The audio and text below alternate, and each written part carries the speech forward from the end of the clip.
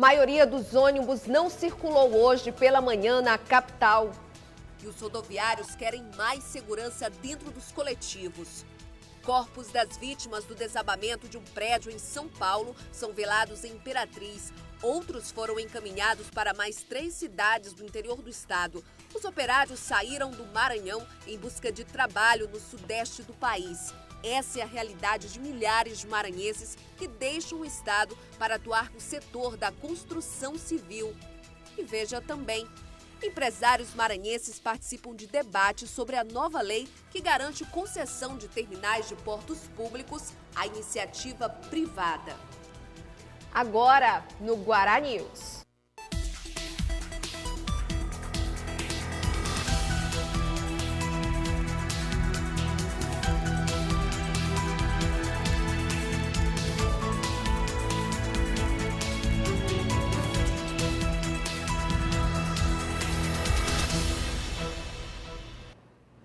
Olá, boa tarde. Desde as 7 horas da manhã, a maioria dos ônibus deixou de circular na capital. O movimento faz parte da adesão à paralisação das centrais sindicais de todo o país. Os trabalhadores do transporte público em São Luís chamam a atenção para o aumento do número de assaltos dentro dos coletivos e querem mais segurança para trabalhar.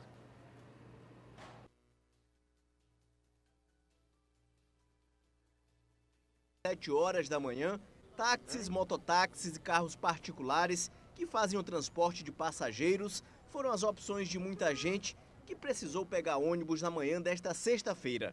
Falta de consideração, né? Todo mundo retido aqui, mas vai melhorar, vai normalizar. E vai para casa como agora? Pegar carona, né? Fazer o quê? O sindicato garantiu que 100% dos ônibus não iriam circular hoje até às 3 da tarde, mas alguns veículos foram flagrados transportando passageiros normalmente pela cidade. A paralisação é por mais segurança. Segundo o Sindicato dos Rodoviários, de janeiro a agosto foram registrados 440 assaltos a ônibus em São Luís. Só neste mês foram 60 e os bandidos estão cada vez mais audaciosos nas ações criminosas. A gente pensou que já tivesse visto de tudo, mas sempre há alguma surpresa. Nós tivemos agora esse mês, no domingo passado, um assalto atípico, onde 3 assaltantes pegaram um ônibus na Avenida Guajajara. Ao chegar no começo da BR-135, ele pediu que o motorista parasse o ônibus e abrisse as portas. O motorista se sentiu até aliviado, pensando que eles iam descer. E quando ele parou o veículo, entraram mais 15 assaltantes. Então, formou um total de 18 assaltantes dentro de um ônibus com 9 passageiros. E aí fizeram todo o assalto em todos os passageiros, desceram calmamente, foram embora e liberaram o ônibus. Isso no domingo. Na terça-feira da semana, teve um outro assalto com a mesma modalidade, no mesmo local, com 10 assaltantes no interior do ônibus. Esta cobradora de ônibus, que trabalha na profissão há 22 anos e prefere não se identificar, já foi vítima de assaltos e reclama da falta de segurança. Muito ruim, a gente trabalha porque precisa. E também quem viaja nos coletivos porque precisa, porque o povo já entra no ônibus com medo. A paralisação dos rodoviários está prevista para terminar às 3 da tarde. Encaminhamos desde ontem um ofício ao governo do estado para que, mostrando os pontos e nossas reivindicações e tentando aí que a governadora, o secretário, enfim, possa nos chamar para que a gente possa dar essa resposta à sociedade e aos trabalhadores no setor de transporte. E a paralisação foi motivo para quem trabalha com transporte de passageiros, como taxistas e mototaxistas, ganhar um dinheiro extra. Mas para quem precisa dos ônibus, a situação desagradou. Atrasos para chegar ao destino hoje pela manhã e paradas lotadas. Paradas lotadas e passageiros impacientes e irritados. Nesta sexta-feira, muita gente chegou tarde ao trabalho por conta da paralisação dos rodoviários em São Luís. Quanto tempo a senhora está aqui na parada de ônibus esperando? Estou bem uns 40 minutos já. 40 minutos? Esperando o ônibus para ir para o Renascença. O que a senhora acha dessa paralisação? Sabe que eu acho isso aí dessa paralisação? Sabe assim, porque todo tempo eles param e não resolve nada. No centro e na beira-mar, os ônibus estavam enfileirados. Os motoristas paralisavam as atividades e deixavam os passageiros no meio do caminho. Dificuldade para uns, alegria de outros. Próximo. E na tarde de ontem, os corpos dos 9 maranhenses mortos no desabamento de uma obra em São Paulo chegaram à Imperatriz. Eles foram encaminhados para Caxias, Grajaú e Barra do Corda. No velório das vítimas em Imperatriz, revolta e tristeza dos familiares. Os familiares das vítimas ainda tentam entender o que aconteceu. Falam da dor e do sofrimento de perda com a tragédia. Ave Maria, só a dor do luto.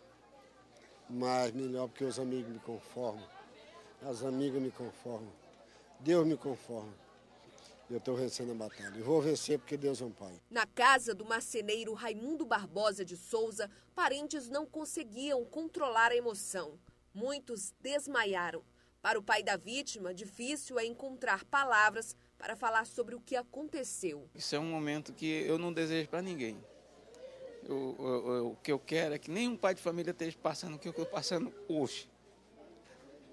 Com a tristeza da gente ver um filho da gente sair para trabalhar e receber ele num caixão. Não é fácil. Jovens com idade entre 20 e 25 anos que partiram de Imperatriz com um único objetivo, a realização de um sonho, trabalhar e melhorar de vida. O que as famílias não imaginavam era que esse sonho, mais tarde, seria substituído pela dor da perda. Não é, gente, não é ele, não é! Olha a cara do meu irmão, olha, moça, olha a cara do meu irmão, olha! Tem que falar mesmo, tem que falar para esse cara, tomar vergonha na cara. É uma vida, é meu filho. Ele não vai ficar barato. Quando eu enterrar meu filho, eu vou procurar meu direito. Ele não vai ter mais que executar serviço de obra para matar muita gente, que igual ele matou agora. O sepultamento das vítimas de Imperatriz vai ser neste sábado. Lamentar, né? Tanta dor, né? Eu vim aqui trazer um abraço para a família do Raimundo. E é uma dor tão grande para uma mãe e para um pai que só Deus pode confortar.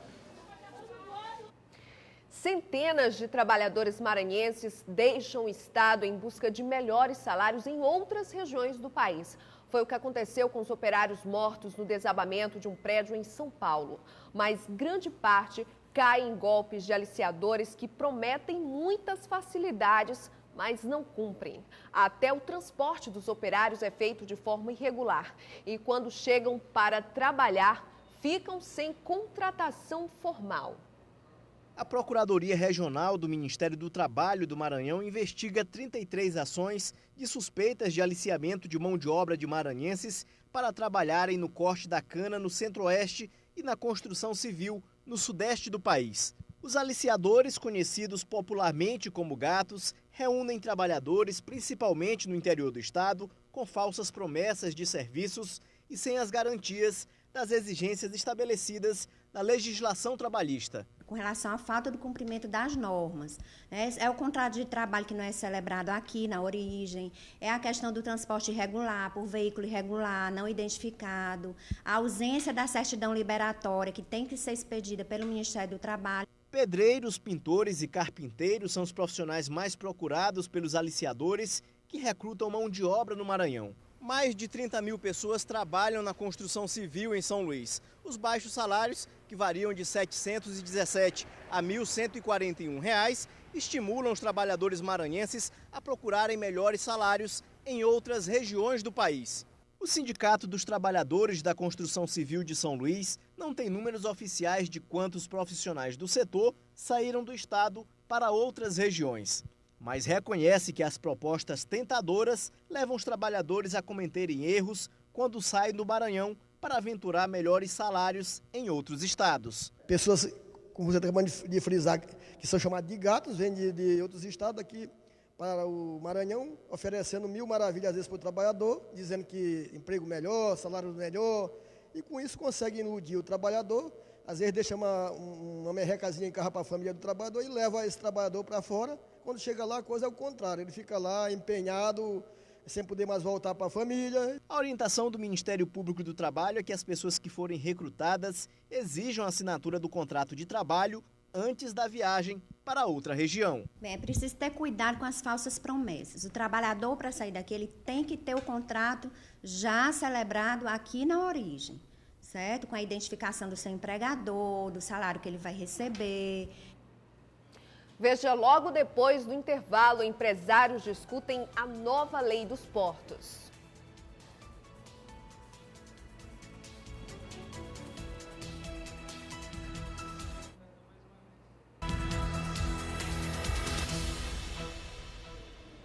O furto de energia elétrica é comum no Maranhão. Isso representa um prejuízo de 40 milhões de reais à companhia responsável pelo abastecimento no estado. Operações são realizadas para identificar as instalações improvisadas e determinar as penalidades desse crime.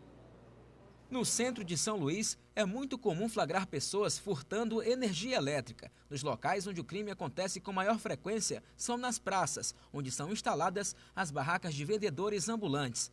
Neste poste, próximo ao Hospital Socorrão 1, a instalação irregular apresenta fios expostos, onde bem ao lado havia um carro da SEMAR estacionado. Como não há uma padronização ou mesmo unidades consumidoras que registrem a energia utilizada, os ambulantes muitas vezes fazem instalações por conta própria. Além de oferecerem riscos de acidentes, as irregularidades causaram um prejuízo de mais de 40 milhões de reais à SEMAR, somente nos 8 primeiros meses deste ano. Há os prejuízos tanto financeiros, a SEMAR deixa de arrecadar para fazer investimentos na rede de energia, o Estado deixa de arrecadar impostos para melhorar os serviços públicos e também prejuízo na qualidade de energia para os fornecedores comuns da SEMAR. Como forma de combater esses crimes, a Companhia Energética do Maranhão, juntamente com a Delegacia de Repressão a Crimes contra a Administração Pública, realizam a Operação Gatuno, onde são feitas inspeções tanto em São Luís quanto no interior do estado. É um trabalho de inspeção de rotina, em que a gente procura identificar situações desse tipo para normalizar, para corrigir a medição, para que o consumidor volte a faturar energia corretamente. No momento das inspeções, a pessoa que for flagrada tentando burlar o sistema de registro de consumo de energia por meio de gatos ou mesmo com instalações improvisadas que furtem energia elétrica estará sujeito a punições. Furtar energia é crime, né, previsto no Código Penal, e o fraudador, no momento que ele é flagrado cometendo furto de energia, o crime de furto de energia, ele fica passível a sofrer as penalidades previstas no Código Penal, inclusive multa e reclusão. Os contemplados do programa Minha Casa Minha Vida aguardam o recebimento dos imóveis no residencial Nova Terra, em São José de Ribamar. A Caixa Econômica continua auxiliando com caminhões a mudança dos invasores. Até a próxima semana, a previsão é que todas as casas estejam desocupadas. A segunda etapa da Operação Zodíaco durou 3 dias e envolveu cerca de 400 pessoas, entre policiais federais, militares, oficiais de justiça e representantes da Caixa Econômica, na reintegração de posse de mais de 3.000 casas do residencial Nova Terra. Apesar do conflito inicial entre ocupantes e a polícia e de alguns imóveis destruídos, o superintendente da Polícia Federal no Maranhão considerou a operação um sucesso. Era uma operação de apoio a uma ação da Justiça Federal na área civil e, portanto, você não está lidando com bandidos, está lidando com pessoas que têm problemas sociais em conseguir uma moradia. Então, isso exigia um tratamento muito cuidadoso com essas pessoas para que eles conseguissem, primeiro, um processo de convencimento para perceber que era necessária a desocupação das casas. E, segundo, um cuidado para que, se precisa usar a força, que fosse usada a força adequada. Na primeira etapa, realizada no início de agosto, todos os ocupantes foram notificados pela Justiça, que não tinha como fazer a mudança. Teve a ajuda da Caixa Econômica, que disponibilizou caminhões durante a ação. Alguns moradores apresentaram um dossiê com possíveis irregularidades na entrega dos imóveis do residencial Nova Terra. O superintendente da Polícia Federal afirmou que toda denúncia vai ser investigada. Ouvi falar em irregularidades, recebemos alguns documentos, tem procedimentos abertos, agora são vários empreendimentos. Eu preciso saber exatamente se esse que foi referido, se é um dos procedimentos que existe aqui em curso. Mas o fato é que, se houver qualquer notícia de irregularidade sobre a construção, sobre o processo de entrega, dentro daquele que configure crime de atribuição da Polícia Federal, será investigado efetivamente. A Federação das Indústrias do Estado do Maranhão, a FIEMA, fez hoje um encontro com empresários para discutir a nova legislação dos portos, que garante a concessão de terminais para iniciativa privada em portos públicos. Essa licença dos terminais terá um período definido, podendo ser renovada. portos modernos e que melhorem a competitividade brasileira. Esta é a realidade buscada pelo governo federal com a nova legislação portuária. A novidade é a possibilidade de concessão e arrendamento à iniciativa privada dos 35 portos do país. Nesta sexta-feira, a nova lei dos portos e o impacto na logística maranhense foram discutidos por empresários do estado e representantes do setor. O vice-presidente da FIEMA disse que o Maranhão não pode passar em branco na busca pela eficiência. O canal é aberto não apenas para o empresariado maranhense, como o empresariado nacional e o empresariado também externo. Então, todos nós temos que nos tornar a palavra que hoje está em voga no mundo: competitivo. Cerca de 10 bilhões de dólares circulam anualmente pelos portos maranhenses, tanto em produtos importados quanto produtos exportados. Este montante representa 1/5 do produto interno bruto do estado. E com o novo cenário que se desenha, o Porto do Itaqui pode se tornar mais competitivo e isso significa desenvolvimento econômico para o estado. Para se ter uma ideia, em 2012 o Porto de Itaqui movimentou cerca de 15 milhões de toneladas. Até o fim de 2013, a expectativa é que esta movimentação chegue a 16 milhões e meio de toneladas. Como a Lei dos Portos foi sancionada em junho, até agora o Porto do Itaqui ainda não foi comunicado sobre interessados na concessão. As concessões elas são concedidas pelo governo federal, a CEP faz a análise de todos os pedidos por parte das empresas privadas, né? E a partir da análise desses pedidos é feita a concessão.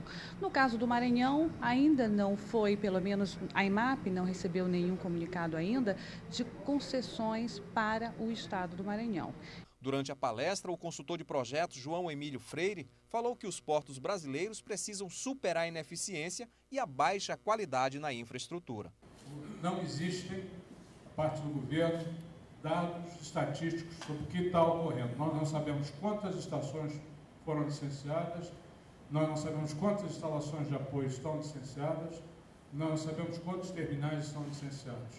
Este é o retrato dos portos no Brasil. 35 portos públicos, onde 18 são administrados pela Companhia Docas, 16 administrados por estados ou municípios e apenas um é administrado pela iniciativa privada. Para este engenheiro naval, o Itaqui precisa modificar o perfil dos produtos transportados e alcançar diversificação. E isto representa uma excelente oportunidade de negócios para o empresariado.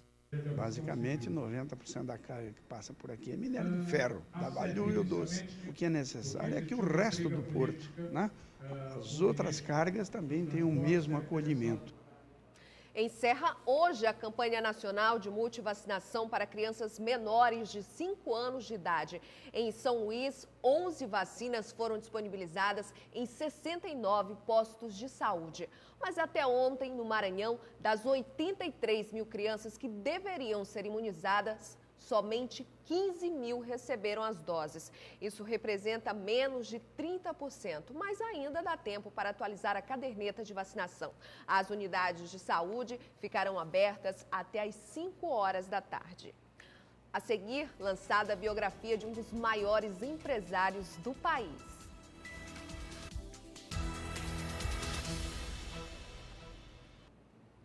Estamos de volta e hoje é dia de fazermos uma visita ao estúdio do Programa M e falar com Paula Veloso.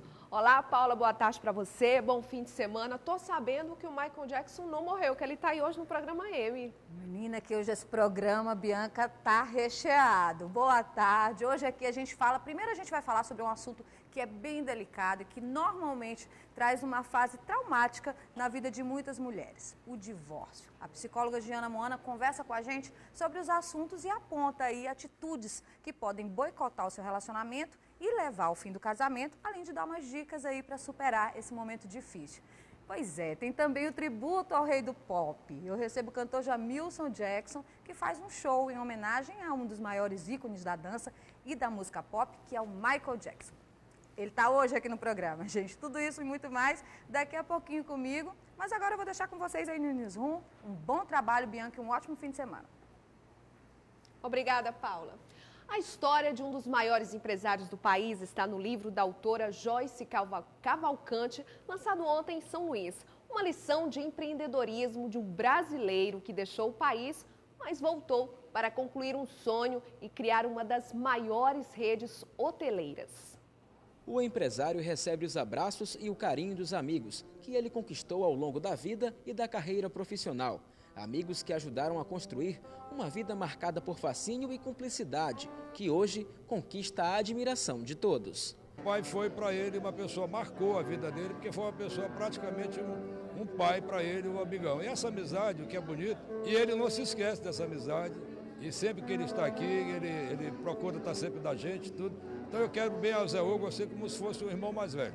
Um homem com 80 anos, que ainda tem a visão de ter mais 10 hotéis, ele merece não só ser homenageado, como ser seguido todos os dias. Um visionário que iniciou a vida como atacadista de alimentos no interior do Ceará, construiu um legado em Portugal e hoje é um dos grandes nomes do setor hoteleiro do Brasil. Aquilo que fiz foi a realidade, né? É a luta pela vida. Quem fizer assim, naturalmente que vai para frente e faz aquilo que quer, né? Eu faço aquilo que quero. Maior do que seu patrimônio e o seu sucesso nos negócios é a sua vontade de transformar pessoas, cidades e países. Com tanta memória, nada mais natural que a história deste personagem se transformasse em livro. A escritora Joyce Cavalcante levou 8 meses para produzir a biografia, que é marcada por grandes acontecimentos que fazem deste empresário um homem de destaque na sociedade. Ele é apaixonado pelo Maranhão e a história, as melhores e maiores aventuras dele foram aqui. Agora você está convidado a descobrir no livro. Aos 80 anos e com muitos sonhos realizados, seu José Hugo só pensa em alcançar novas conquistas. Viver pelo menos até os 100 anos, que a vida é bela. E por hoje é só. Outras notícias do Maranhão acontecem às 7 da noite com Hugo Reis e Daniela Bandeira. O fim de semana chegou. Aproveite-o bem e eu te espero na segunda-feira, ao meio-dia, de novo no Guará News. Até lá!